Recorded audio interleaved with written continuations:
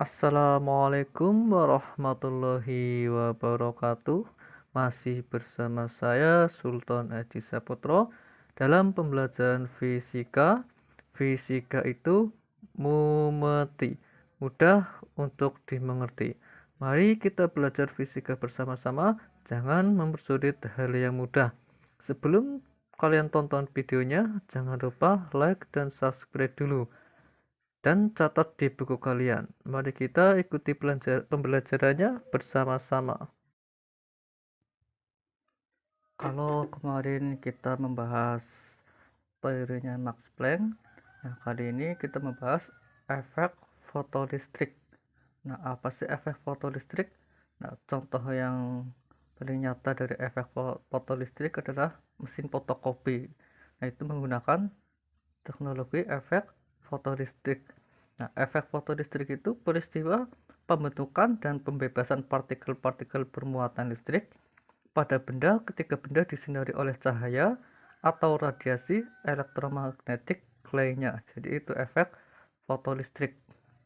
Nah, kalau kalian perhatikan pada gambar, nah di situ ada lempengan logam, nah dihubungkan di situ dengan lampu dengan galvanometer itu.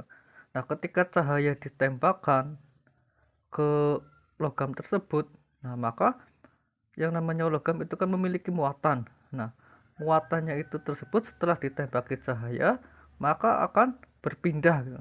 Akan melepaskan diri dari ikatan logamnya sendiri. Nah, itu proses apa? Efek foto listrik. Nah, kalau kalian perhatikan gambarnya di situ. Nah, ada syarat terjadinya efek foto listrik. Nah, itu yang pertama, panjang gelombang ambang sinar datang itu lebih besar dari panjang gelombang bahannya. Itu syarat yang pertama yang harus terjadi efek foto listrik. Nah, itu kan sinar datang itu harus lebih besar dari panjang gelombang bahannya. Terus yang kedua, frekuensi sinar itu harus lebih besar dari frekuensi ambang bahan. Terus yang ketiga, energi foton sinar EF harus lebih besar dari energi ambang bahan atau W0-nya. Kalau yang energi ambang, frekuensi ambang itu pada logamnya itu ya, pada bahannya, panjang gelombangnya itu pada bahannya, pada logamnya. Nah, kalau kita mau mencari energi kinetiknya, nah ketika dia bergerak berarti kan dia memiliki kecepatan. Nah, kalau dia memiliki kecepatan berarti kan dia memiliki namanya energi kinetik. Nah, energi kinetiknya, nah kita tahu energi itu simbolnya huruf W. Berarti kan W0 plus EK, teman. Energi ambangnya ditambah energi kinetik. Nah, maka W itu kemarin pada pertemuan sebelumnya tentang teorinya Max Planck itu H dikali F gitu. Sama dengan H dikali F0, nah sama-sama W plus EK. Terus kalau pindah ruas berarti EK sama dengan H buka kurung F min F 0, nah, tutup kurung. Itu kalau mencari energi kinetik pada efek fotolistrik. Nah, biasanya si pembuat soalnya itu dirubah-rubah, dibolak-balik. Nah, energi kinetik kita tahu sudah belajar tentang usaha dan energi. Kalau energi kinetik itu rumusnya setengah mv kuadrat kan. Nah, sama dengan EK-nya tadi sudah ketemu H buka kurung F min F0. Nah, kalau kita mau mencari kecepatannya ya tinggal pindah ruas, setengah dikali M-nya pindah ruas. Nah, kalau seperti itu jadi hasilnya V kuadrat sama dengan 2H, nah, pindah ruas ya, buka kurung F min F0 dibagi dengan M, masanya. Nah, kalau biar kuadratnya hilang itu kita di akar. Nah, V sama dengan akar 2H F min F0 per M. Itu cara mencari kecepatannya, cara mencari energinya, cara mencari energi kinetiknya. Itu pada efek foto listrik. Nanti di slide selanjutnya nanti kita ada stopping, penghenti, potential stopping. Nah, ini tentang efek fotolistrik. Nah, kalau tadi membahas efek fotolistrik, nah ini masih lanjutannya. Nah, itu kan ketika si elektron melaju dari anoda ke katoda, itu kan harus dikasih namanya energi potensial. Nah, potensial listrik. Nah, itu namanya nanti stopping potensial atau potensial penghenti. Itu bagaimana dihentikan supaya laju elektron dari anoda ke katoda itu supaya berhenti. Atau dari gambar yang tadi. Nah, stopping potensial namanya juga potensial penghenti. Nah, harus dikasih potensial penghenti. Kalau kita dibahas yang bab sebelumnya di listrik statis itu ada energi potensial listrik gitu kan. Nah, energi potensial listrik itu kan rumusnya Q dikali V. Nah, karena di sini babnya efek fotolistrik berarti Q-nya Q elektron. Nah, V-nya juga V0. Nah, sama dengan dikali energi kinetiknya tadi yang efek fotolistrik. Energi kinetik itu tadi rumusnya H sama H kali F min F0. Jadi energi potensial sama dengan energi kinetik. Energi potensial listriknya Q E dikali V0 sama dengan H, energi kinetiknya H F min F0. Nah, kalau kita mau mencari V, berarti V0 nya tinggal Q nya pindah ruas. Nah, H kali F min F0 per Q elektron. Itu kalau stopping potensial atau potensial penghenti. Nah, berapa nilainya untuk menghentikan laju elektron dari anoda menuju katoda itu harus dihentikan. Nah, itu namanya stopping potensial atau potensial penghenti. Nah, kalau kalian perhatikan pada gambar, nah di situ grafiknya ada energi kinetik, dan ada F frekuensi, WO itu energi ambang. Nah, di situ ada F0, ada F.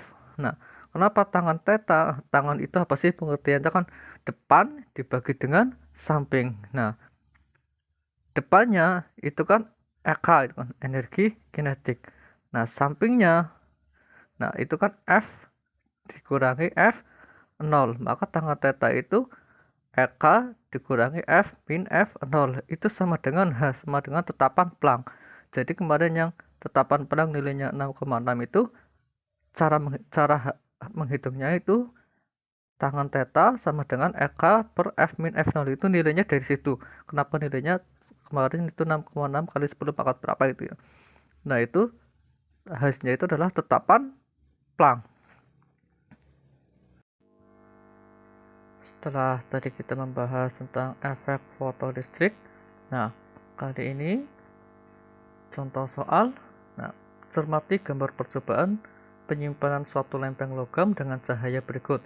Jika fungsi kerja logam adalah 2,2 eV dan cahaya yang disinarkan memiliki panjang gelombang lambda dan frekuensi F, tentukan energi cahaya minimal yang diperlukan agar elektron lepas dari logam.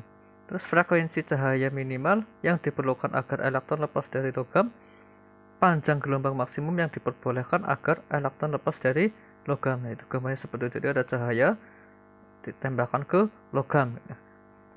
Nah, diketahui kecepatan cahaya kita tahu 3 kali 10 pangkat 8 meter per sekon. H itu tetapan Planck-nya ya, 6,6 kali 10 pangkat min 34. Nah, kalian perlu ketahui bahwa 1 eV itu kalau dijadikan joule itu 1,6 kali 10 pangkat min 19 joule. Itu kalau dijadikan joule itu 1 eV.